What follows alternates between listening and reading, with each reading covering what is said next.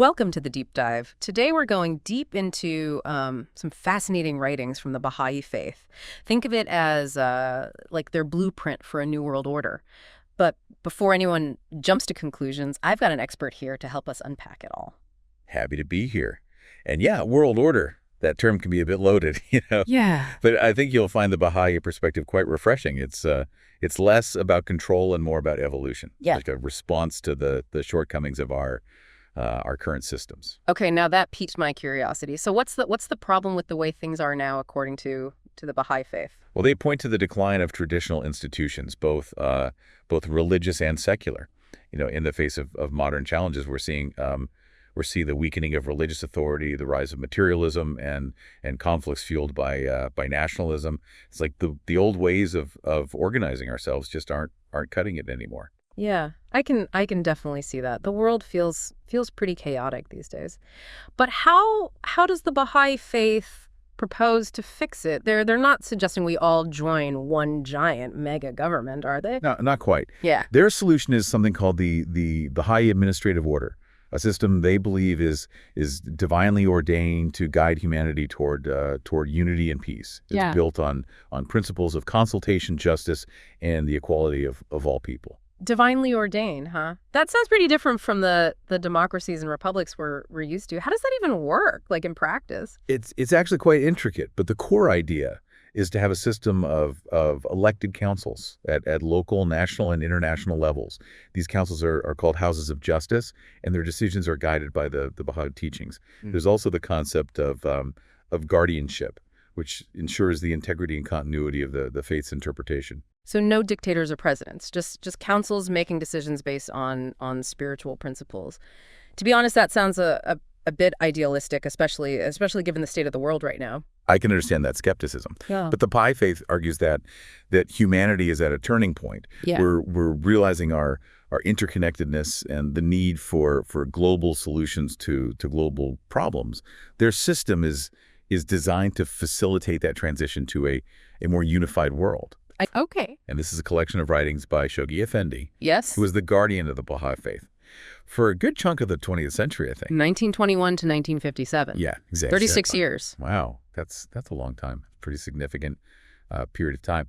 And from what I understand, this document really lays out kind of like the core principles of the faith and how it sees itself shaping the world. Yeah. Now, let's kind of shift gears for a second. Okay. And talk about Baha'u'llah's vision for a new world order. Right.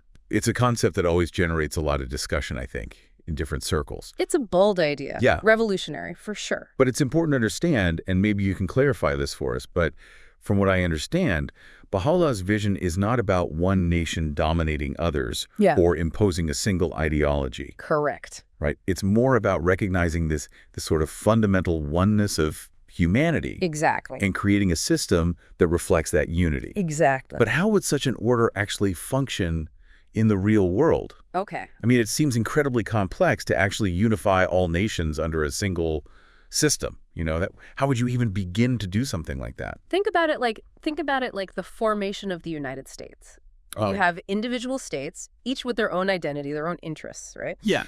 But they came together to form a stronger, more unified nation. Okay. The Baha'i teaching suggests that a similar process could happen on a global scale, right? Where all nations eventually unite under a world federation. So you're envisioning a world where national sovereignty takes a back seat to some sort of global governing body. Yeah.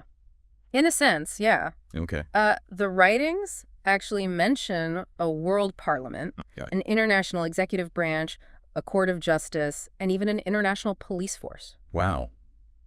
That's a lot. It's comprehensive. It is. It's very comprehensive. Yeah.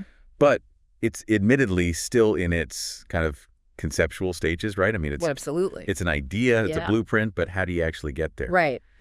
And what's interesting is that this document doesn't shy away from addressing the challenges of our current world order. Yeah. It analyzes the decline of both Islamic and Christian institutions, Right. arguing that, they've weakened because they strayed from their original principles and failed to adapt to humanity's ever-changing needs. That's something that a lot of people can relate to, regardless of their religious background.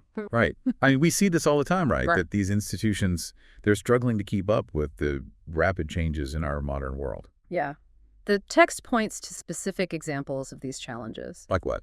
The rise of secularism, Okay. materialism, Right. and the increasing internal divisions within these faiths. Yeah. It paints this picture of institutions just struggling to remain relevant and provide meaningful guidance. In a rapidly evolving world. In a rapidly evolving world, yeah. So it almost seems like the Baha'i faith is presenting itself as like a solution to these problems, No? offering a new spiritual foundation and a new way of organizing humanity. Right. It's almost saying like we have the answers that the old systems couldn't provide. And this idea of a widespread moral decline in society is central to the Baha'i perspective. Okay. They see a direct link between the decline of religion as a guiding force and the various signs of moral decay that we see in society today. Well, and it's easy to see those signs all around us, isn't it? I mean, just, look at the news, look at what's happening in the world. Conflicts, inequality, environmental degradation. I mean, it's a long list. yeah, it's a long and disheartening list. It is. And the Baha'i faith really believes that humanity is in desperate need of spiritual renewal. Desperate need. And they see Baha'u'llah's teachings as the antidote to these ills. Antidote. Right, that provide the guidance needed, not just for individual transformation, but for societal transformation. Yeah. But this idea of spiritual renewal is powerful, Right. but also a little bit abstract, right? I mean, how does the Baha'i faith propose to actually bring about this transformation? Well, they talk about achieving the most great peace. Okay. And this is crucial. Okay. This is where it goes beyond simply ending wars and conflicts. Right. It's about achieving unity across all races, creeds, classes, nations. It's about recognizing our shared humanity and building a world that actually reflects that understanding. So it's a much deeper and more fundamental kind of peace Oh, absolutely. than what we typically see in the world today, Way deeper. where peace is often, unfortunately, just the absence of outright war. Right, right. The text contrasts this with what it calls the lesser peace, which is achieved through treaties and political agreements, Right. which are seen as inherently limited and temporary. Okay. True lasting peace And only... can only come through a spiritual transformation of humanity Okay. and the implementation of Baha'u'llah's principles for world unity. This is all incredibly thought-provoking, and the scope of this vision is truly impressive. I mean, it touches on so many different aspects of human life and society. It's really remarkable. Yeah.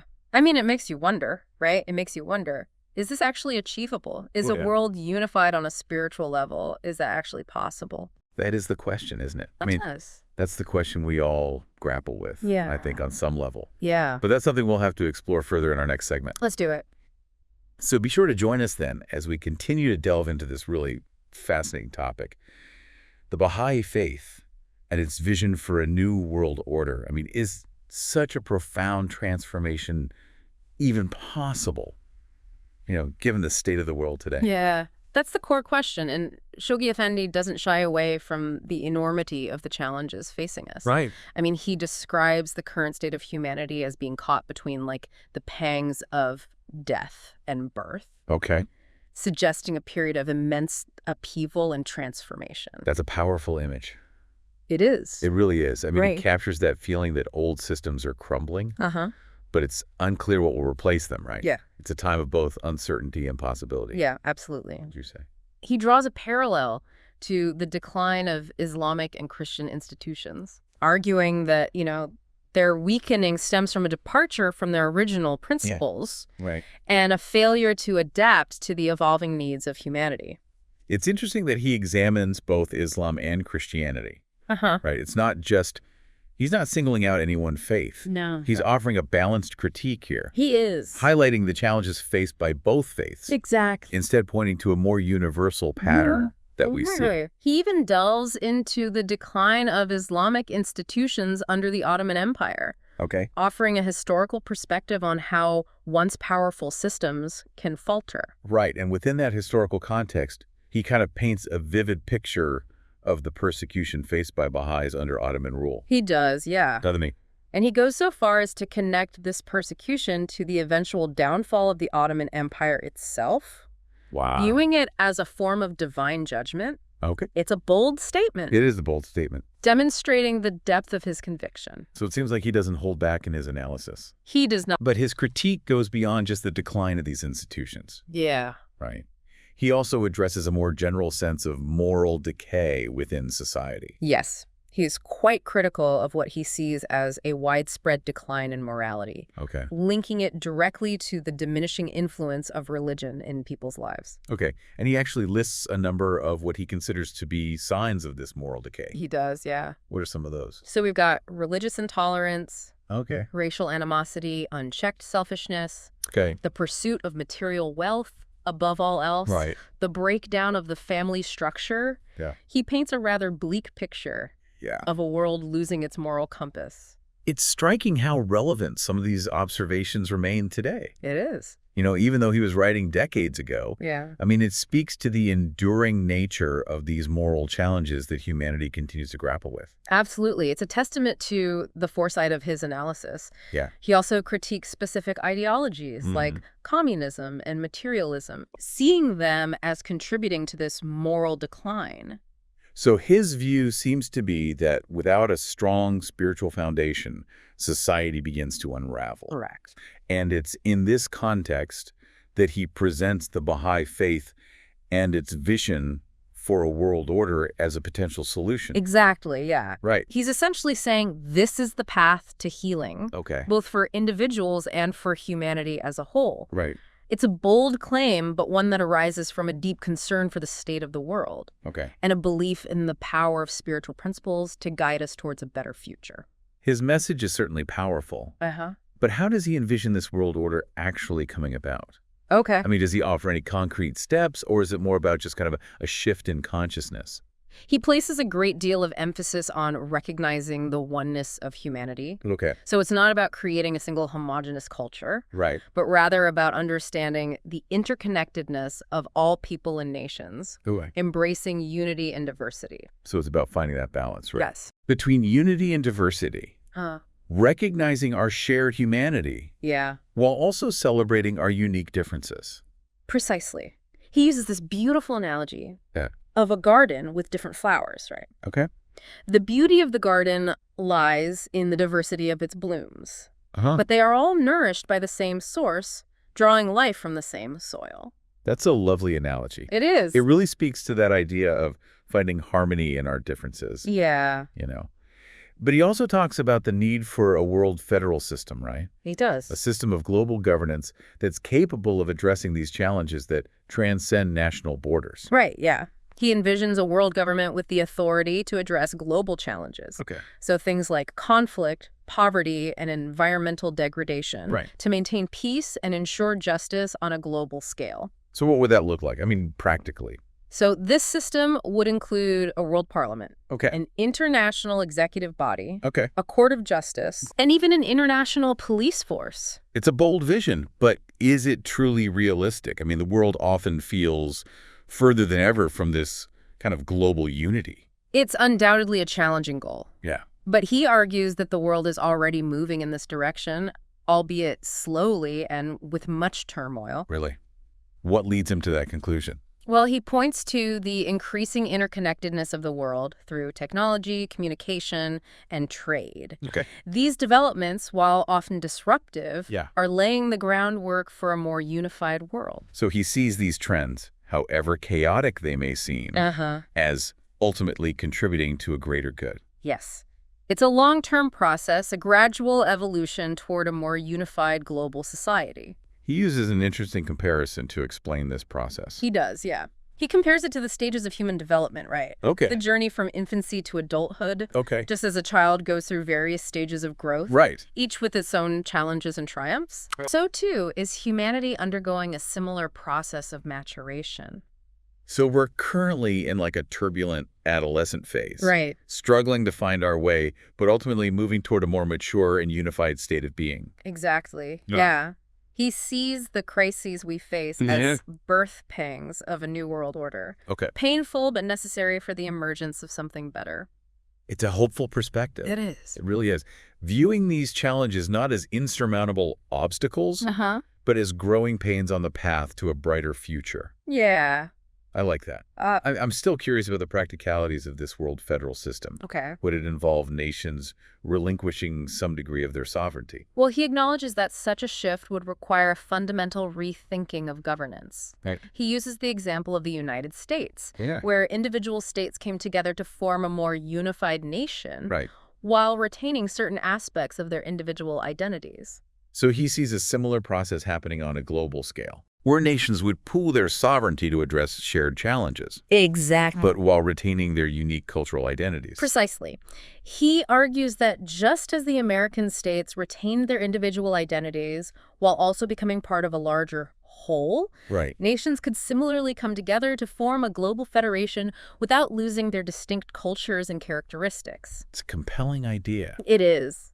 but it raises so many questions about power dynamics Absolutely. and how to ensure fairness and representation for all nations within such a system. Right. He doesn't delve into the specifics of those mechanics. Okay. His focus is more on articulating the broad vision and principles of this world order. Right. He emphasizes justice, unity, and cooperation as the guiding principles for this new system. It makes sense that he focuses on these overarching principles Yeah. rather than getting bogged down in all the logistical details. Uh-huh. I mean, he's essentially laying the groundwork Yes. for a future that's still very much under construction. Right. Yeah, and it's crucial to remember the historical context in which he was writing. What do you mean? The world had just endured 2 devastating world wars Right. and was grappling with the horrors of nationalism and the terrifying threat of nuclear annihilation. It was a very different time. It was. His vision of a unified world was a direct response to the chaos and suffering of his time. So he was offering a blueprint for a better future, Exactly. path out of the darkness, Uh-huh. a way to transcend the divisions that had led to so much conflict and pain. Exactly. And he saw the Baha'i faith as playing a central role in bringing about this transformation. Okay. He believed that its teachings and principles held the key to unlocking a new era of peace and unity for humanity. That's a weighty responsibility to place on a single faith. It is, but he firmly believed that the Baha'i faith was divinely ordained for this purpose. Okay. He saw the challenges of the present world as confirmation of the need for a new spiritual foundation Okay. and a new way of organizing human society. It's a bold claim, It is. but what I find fascinating is how he connects these lofty ideals Uh-huh. with the very practical aspects of building a global community. Yeah. He talks about education, science, technology, Yeah. economic justice, the elimination of poverty. Right. He doesn't just dwell in the realm of the abstract. You're absolutely right. He recognizes that a truly unified world must address these material and social challenges as well. Absolutely. He envisions a world where resources are used wisely and equitably, Right. where knowledge is shared freely, Uh-huh. and where all people have the opportunity to reach their full potential. It's a vision that transcends religious boundaries, I think so. right? I mean, I think many people, regardless of their beliefs, Mhm. can find common ground in those aspirations. Absolutely. It's a vision of a world where cooperation triumphs over competition, Yeah. where unity overcomes division, and where humanity finally comes of age and takes responsibility for its collective destiny. It's a beautiful and inspiring vision. It is. It really is. Hmm. But how does he see it actually coming about? I mean, he's talking about a fundamental transformation of human consciousness. Right. And that's not something that happens overnight. He acknowledges the enormity of the task Yeah. and the fact that it will be a long and gradual process. Okay. He compares it to the process of individual spiritual growth, Okay. which requires patience, perseverance, Okay. and a willingness to let go of old patterns of thinking and behaving.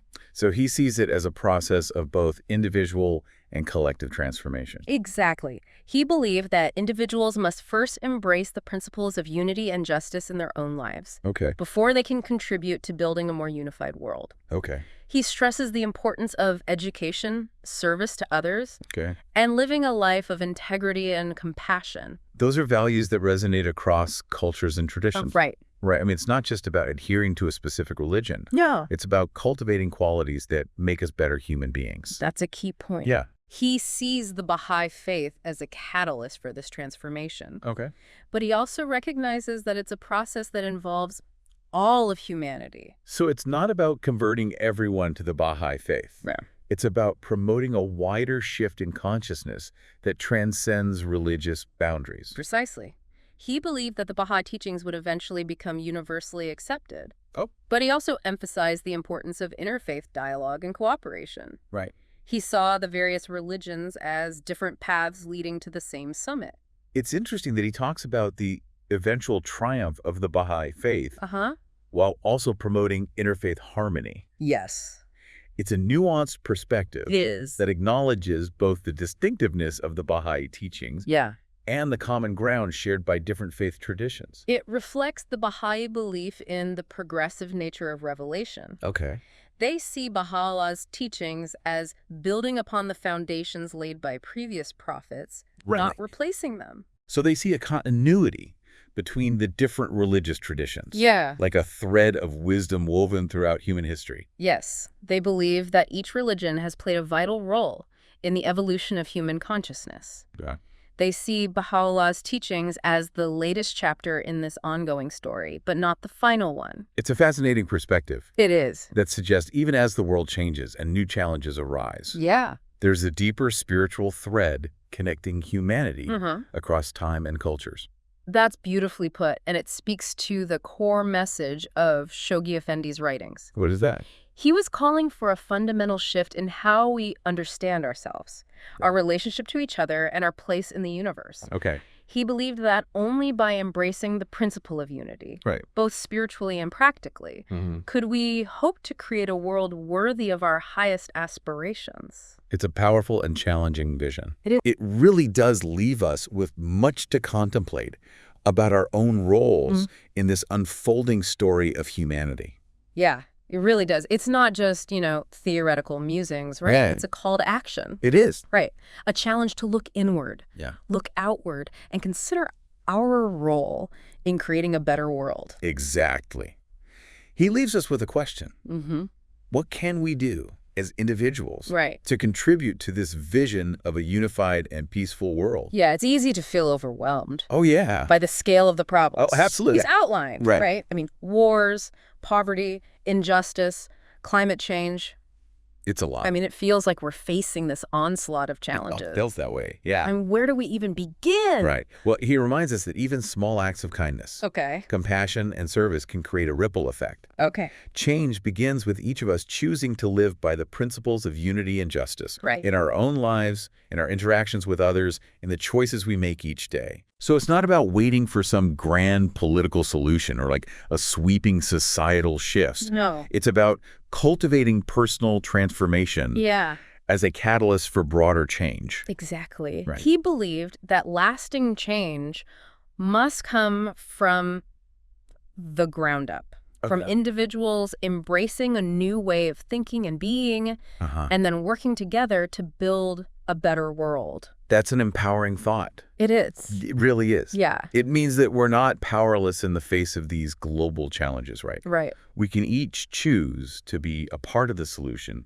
even in what might seem like small ways. Exactly. And it's not about achieving some impossible standard of perfection. Right. It's about striving to align our actions with our values. Okay. To live with integrity and compassion, even amidst our imperfections. Right. He speaks a great deal about the importance of forgiveness. Okay. Of letting go of anger and resentment. That's such a crucial point, especially in today's world, right? Yeah. Where it's so easy to get caught up in division and negativity. It's everywhere. It's everywhere you look, Yeah. It's a constant challenge to resist those forces It is. that pull us apart. He reminds us that clinging to grudges only harms us in the end. Okay. It prevents us from experiencing the joy and peace that come from living in harmony with ourselves and with others. So it's like a form of spiritual practice. This conscious effort to choose forgiveness and understanding over anger and division. You could say that, Right. It requires conscious effort Yeah. and a willingness to challenge our own assumptions and biases, Okay. to step outside of our comfort zones, Right. and truly listen to perspectives that differ from our own. Which is hard. It is. It's really hard to do sometimes, but... He talks about the importance of humility, of recognizing that we don't have all the answers. That's a refreshing perspective, I think. It is. In a world where everyone seems so certain of their own opinions. Yeah, absolutely. It's a call to approach life with a sense of curiosity and open-mindedness. Be willing to learn from others, even those we might disagree with. That's the essence of genuine dialogue, isn't it? Listening to understand, not just to respond. Exactly. He believed that true unity could only be achieved through this kind of authentic dialogue, Okay. where people feel heard and respected, even when their views diverge. And that requires a certain level of maturity, I think. It does, Right. both individually and collectively. Yeah. A willingness to engage with complexity Right. and embrace nuance. Yeah, and he reminds us that this process of maturation is ongoing, right? Yes. It's not a destination we arrive at, but it's a journey we're all on together. It's a journey. Right. I love that. It suggests that we're all works in progress, right? Absolutely. Constantly evolving and learning, and that's part of what makes life so rich and interesting. And the Baha'i teachings offer a beautiful and compelling framework for navigating this journey with purpose and meaning, Right. for striving towards a world where unity and justice prevail. This deep dive has been an incredible exploration. It has. I mean, it's really opened my eyes to the depth and breadth of the Baha'i vision and the power of its message for our time. It's a powerful message. It really is. It's been a pleasure to delve into these ideas with you. Likewise. And to you, dear listener, I encourage you to explore these writings for yourself. Yeah. There's a wealth of wisdom and insight to be discovered in Shoghi Effendi's words. I wholeheartedly agree. His insights are both timeless and timely, They are. offering guidance and inspiration for anyone seeking to build a better world. Absolutely. And as we wrap up this deep dive, Okay. I'd like to leave you with a question. A question. Okay. What one small step can you take today to bring the vision of a unified and peaceful world a little bit closer to reality? Hold that question in your heart, dear listener. Yeah. The answer lies within you. Until next time, may your journey be filled with purpose and meaning. Thank you for joining us on the deep dive. We'll see you next time, ready to explore another fascinating topic.